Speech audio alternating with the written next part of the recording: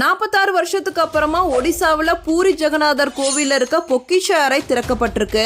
12ஆம் நூற்றாண்டுல கட்டப்பட்ட பூரி ஜெகநாதர் ஆலயம் பல்வேறு காலகட்டங்களில் பல்வேறு மன்னர்களால் வெள்ளி, தங்கம், வைரம், வைடூரியம்னு ஏராளமான விலை மதிப்பற்ற நகைகளை கோவிலுக்கு காணிக்கையா கொடுத்துருக்காங்க. அந்த நகைகள் தான் பொக்கிஷ அறையில் வைக்கப்பட்டிருக்கு. இந்த பொக்கிஷ அறை கடைசியா 1978 திறக்கப்பட்டது. இந்த பொக்கிஷ அறை தரைக்கு கீழே கடல்ல ஒட்டி இருக்க பகுதி.